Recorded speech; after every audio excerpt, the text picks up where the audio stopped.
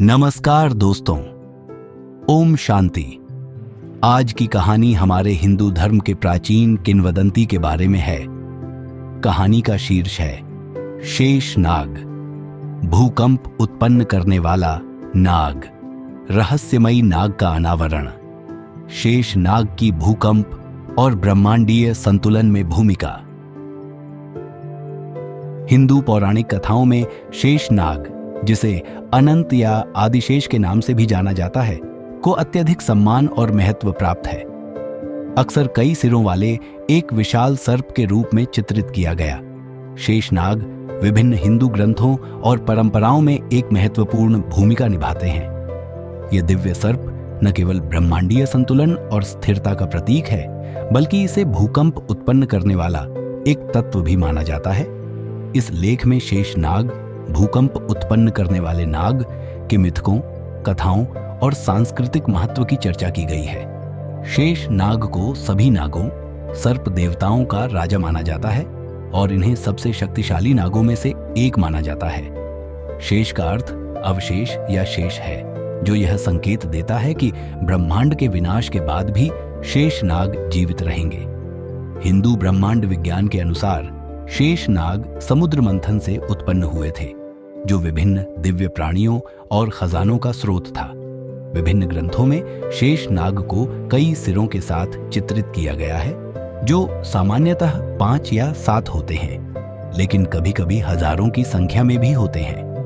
उनके सिर पर मुकुट और गहने सजे होते हैं, जो उनके दिव्य स्वरूप का प्रतीक हैं। उन्हें अक्सर इस प्रकार से लिपटा हुआ दिखाया जाता है कि भगवान विष्णु, जो शेष नाग पर विश्राम करते हुए दिखाए जाते हैं, उन्हें आराम मिल सके। शेष नाग की हिंदू पौराणिक कथाओं में एक प्रमुख भूमिका ब्रह्मांडीय संतुलन को बनाए रखना है। यह माना जाता है कि शेष नाग की कुंडलियां पूरे ब्रह्मांड को सहारा देती हैं, जिससे यह ढहने से बचता है। यह दृश्य ब्रह्मांड में स्थिरता और व्यवस्था के महत्व को दर्शाता है और शेष नाग को इन सिद्धांतों का प्रतीक माना जाता है। शेष नाग का विष्णु के साथ संबंध विशेष रूप से महत्वपूर्ण है। विष्णु, जो हिंदू त्रिमूर्ति में सृष्टि के पालक और रक्षक माने जाते हैं, अक्सर क्षीर सागर, दूध के समुद्र में शेष नाग पर आराम करते हुए चित्रित किए जाते हैं। यह दृश्य शेष नाग की स्थिरता और शक्ति को दर्शाता है, जो विष्णु को ब्रह्मांड की देखरेख करने के लिए एक सुरक्षित आधार प्रदान करता है। यह संबंध ब्रह्मांडीय शक्तियों के आपसी संबंधों और ब्रह्मांड को स्थिर बनाए रखने वाले सूक्ष्म संतुलन को दर्शाता है। शेष नाग का एक और अद्भुत पहलू उनका भूकंप उत्पन्न करने वाला स्वरूप है।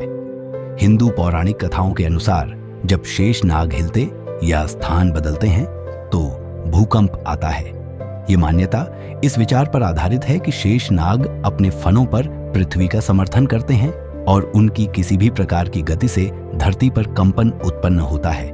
विभिन्न पौराणिक कथाएं शेष नाग की भूमिका का वर्णन करती हैं कि कैसे वे भूकंप उत्पन्न करते हैं।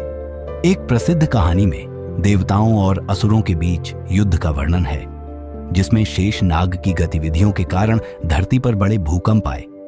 इन कथाओं में शेष नाग की शक्ति और उनके प्रभाव को दर्शाया गया है। शेष नाग का भूकंप उत्पन्न करने वाला पहलू कई प्रकार से व्याख्यायित किया जा सकता है। एक दृष्टिकोण से यह ब्रह्मांडीय शक्तियों में निहित अपार शक्ति और विनाश की संभावना को दर्शाता है। दूसरी ओर यह ब्रह्मांड में व्यवस्था बनाए रखने के लिए आवश्यक नाजुक संतुलन की याद दिलाता है। शेष नाग की गतिविधियां जो भूकंप उत्पन्न करती हैं, ब्रह्मांडीय व्यवस्था में छोटे बदलावों की विघटनकारी क्षमता का प्रतीक है। शेषनाग हिंदू पूजा और अनुष्ठानों में महत्वपूर्ण स्थान रखते हैं। उन्हें एक शक्तिशाली देवता के रूप में पूजनीय माना जाता है, जो भक्तों को सुरक्षा और जीवन में स्थिरता प्रदान करते हैं। भारत के विभिन्न हिस्सों में शेषनाग के मंदिर मिलते हैं, जहां भक्त उनकी कृपा और सुरक्षा प्राप्त करने के लिए अनुष्ठान और अर्पण करते हैं। कई त्योहार और अनुष्ठान शेष नाग की उपस्थिति और शक्ति का उत्सव मनाते हैं। इनमें से एक प्रमुख त्योहार नाग पंचमी है, जहां भक्त नाग देवताओं, जिनमें शेष नाग भी शामिल हैं, को दूध और पूजा अर्पित करते हैं। यह त्योहार हिंदू धर्म में नाग देवताओं के सांस्कृतिक और धार्मिक महत्व को दर्शाता है और उनके मानवीय जीवन और प्राकृतिक दुनिया पर प्रभाव को उजागर करता है।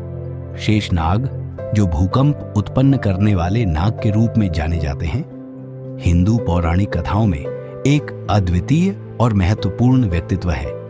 ब्रह्मांडीय संतुलन बनाए रखने में उनकी भूमिका और विष्णु के साथ उनका संबंध उनके महत्व को दर्शाता है। शेष नाग की गतिविधियां जो भूकंप उत्पन्न करती हैं, उनके असीमित शक्ति और ब्रह्मांड को स्थिर बनाए रखने की आवश्यकता की याद दिलाती है।